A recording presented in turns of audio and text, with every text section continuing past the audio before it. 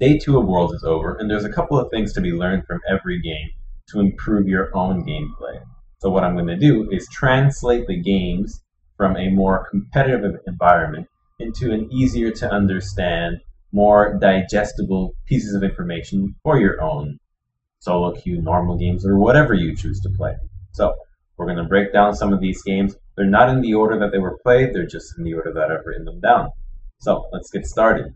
Flash Wolves versus the Goo Tigers. Flash Wolves won this game, by the way, spoiler alert. Flash Wolves won this, and the key thing about this game, they ran a particular composition, which was Darius, Gangplank, Nidalee, Varus, and Morgana. Team comp is not what we're going to talk about, though. The interesting thing that this game had was something that you don't see a lot in solo queue because there's a lot of hesitation, and that is using all your spells and all your abilities into whoever is closest. So in this game, the Flash Wolves were down for the large part of the game until they took one good team fight and they started rolling over the game with their items and their scaling. But the thing about these fights is that they were not hesitant at all in blowing every single spell to kill whoever was in kill range. So if the Gnar was approaching and thinking, you know what, I'm going to tank a little, I'm going to transform, and then I'm going to go in, that never happened. They used Morgana ultimate, Gangplank ultimate, Varus ultimate. They would Varus ult whoever is close and just kill that person without any hesitation. And that is something that can carry you so much in solo queue. I am so serious. Don't be afraid to use your spells, especially in the late game, versus tanks, versus anybody that is close. One pick will get you an objective, maybe even more, and will get you in the game 100%. So do not hesitate in just killing people that are there, especially in the late game. Even if they're a tank, if you're an Annie, but there is somebody that is out of position, it doesn't matter if they're a tank or not. You flash on that guy, they are dead. The late game tankiness does not exist. And also, another cool thing about that game was the fact that even though they played like this, that they were very trigger happy with their spells, they still never overcommitted abilities to kill somebody. They always knew who was killable. So that's something that takes some practice and understanding of the champions that you're playing. And once you get that down, you're never going to waste abilities and you're always going to be able to get the kills that matter and transform those objectives. The other game right here, CLG versus Pain. And this game was rather one-sided in favor of CLG, but this one would help more so AD carries because CLG really highlighted how to snowball an AD carry lead with a pushing champion onto tower. So what I mean by this is that a lot of champions in the AD carry role are either pushers or team fighters. So for example, the one that CLG ran was Tristana. Tristana can team fight well, but she's excellent at pushing towers with her explosive shots. So drop the explosive shot on the tower, bam, gone in one wave kind of deal. It was against a Kalista. Kalista, full-on team fight, objective control, does not siege whatsoever.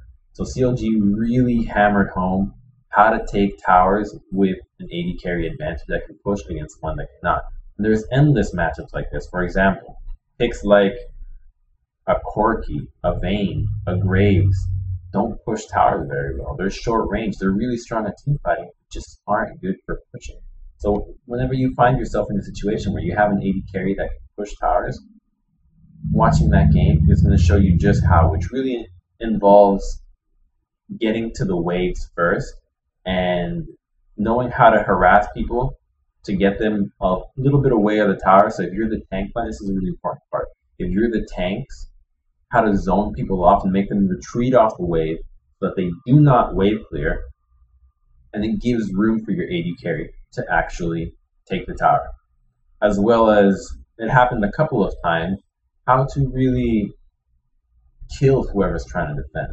So stopping the defense is a really key component of sieging, especially versus teams that aren't going to respect the push that well. So a lot of times when teams will group into the mid lane, which is a really common trend from CLG, that they love to group the towers, if you don't respect that and send just as many people to defend that tower, you're going to get killed. You're going to get tower dope, and it's going to be even worse because you're going to lose the tower and you're going to lose lives. And this game highlights that perfectly. The other game is TSM versus the Coup Tigers. And this game is probably the one that I think can help out the most for anybody that's looking to improve their solo queue. Because TSM kept up pretty well. You know, they had Dirks doing very well in this game.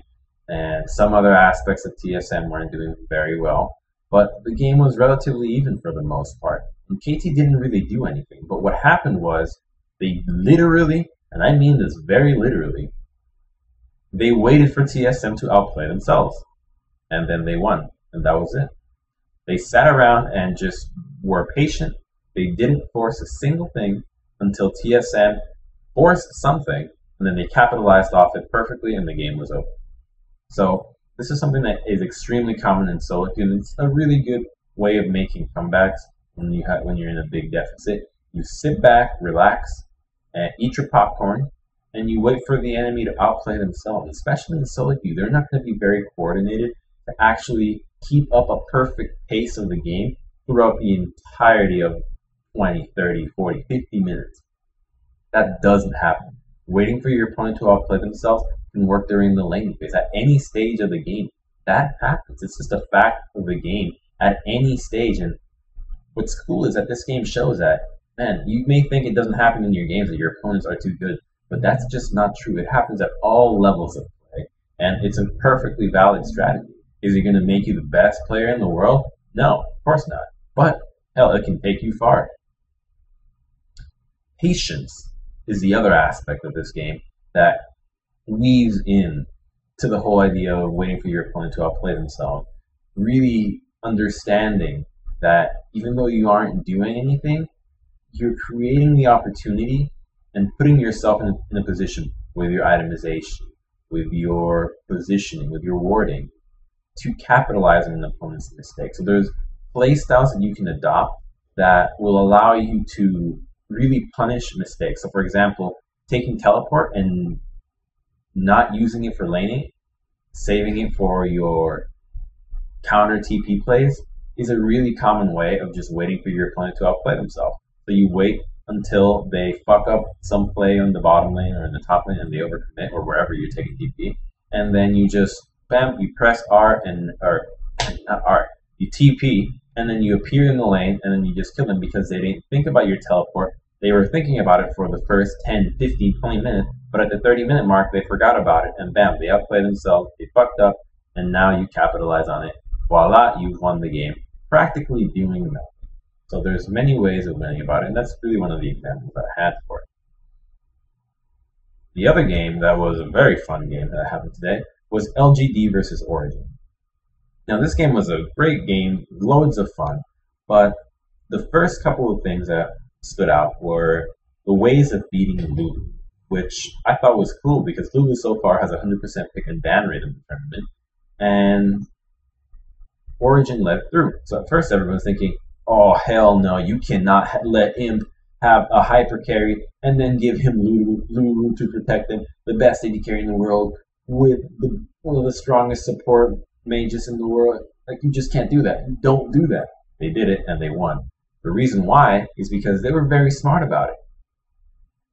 When you play against Lulu, Lulu's not a carry, so she's not going to destroy the game or kill solo lane. So what happened was, since LGD put Lulu in the mid lane, Origen put Orianna instead against it. So a very safe lane. Orianna is never going to die, especially with the itemization of Athene's Holy Grail. It's just too much magic resist combo with her E, the shield.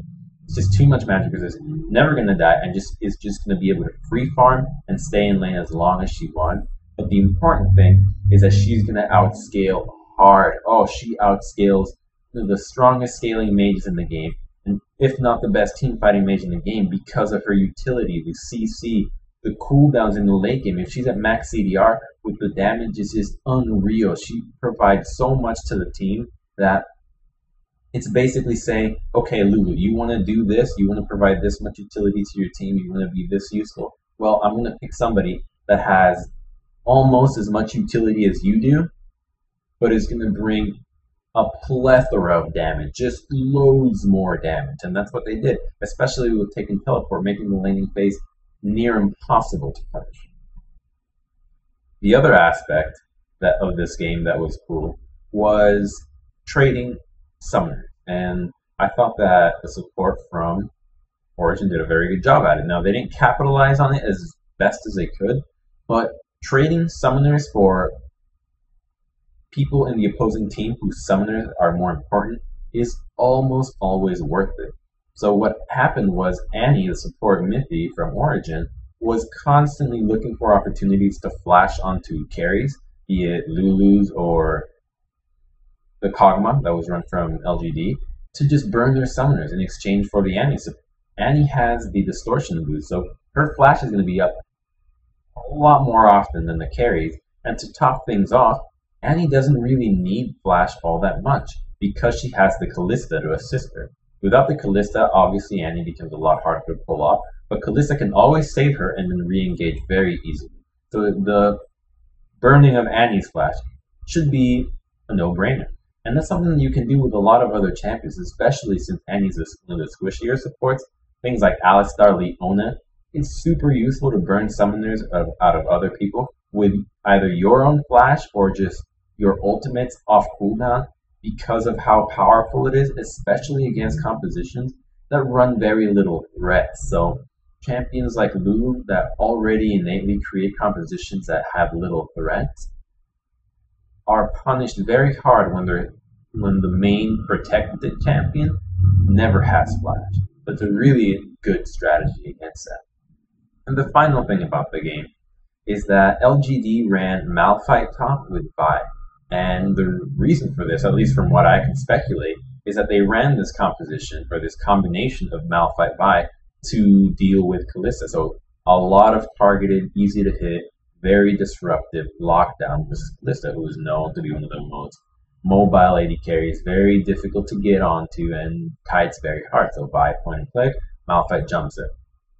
Itemization is crucial though, because what happened was they both built full tank. Malphite had not a single damage item, and the same with Vi. She went Cinderhook with tank, and it doesn't matter who you're sticking to at that point. It doesn't matter how hard you can CC them. If with one lifesteal item they can just pop out, or one spell buff item, or one shield, they just get out of whatever you're doing and they don't care. So the itemization really hindered LGD's ability this game, because in the situation where the Malphite, instead of getting a Banshee's Veil as a first item, would have gotten an Abyssal Scepter, now all of a sudden you're boosting the Kog'Maw's damage, you're boosting the Lulu's damage, your own as well, and the one-shot potential to eliminate somebody quickly or get them out of the fight as fast as possible increases exponentially because of the extra AP, the armor shred, and you're just as tanky. Okay, not just as tanky. Obviously, Banshee does give HP, but you're tanky nonetheless. The Vi benefits so much from the new items. It is insane. Warrior is fantastic on her, especially after it got buffed. Black Cleaver synergizes wonderfully with all of her abilities, especially since her W also offers armor shred. You melt through anything, just reduces the armor to shreds.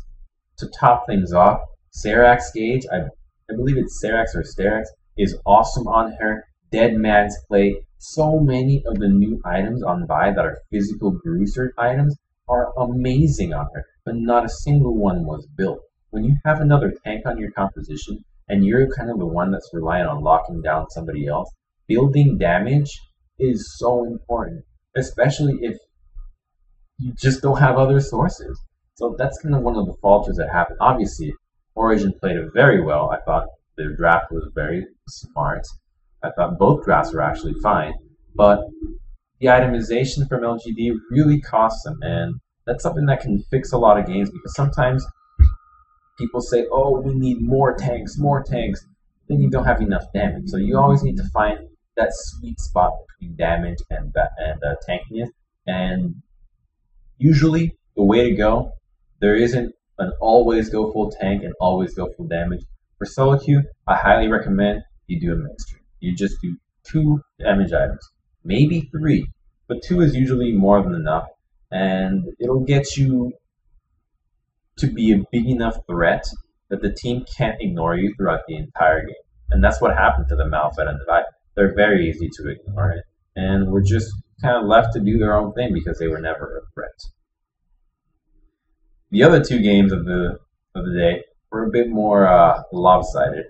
It was BKT Bangkok Titans versus SKT, and for this one, to be honest, I don't think there was really all that much to learn about it. I guess how to have fun. I mean, that was a tip that Faker gave to improve your own gameplay. Remember to have fun. So I'm just gonna put that one out there as that one. Let's have some fun. So from the man himself, Faker, telling you that to get better at the game, you need to remember to have fun.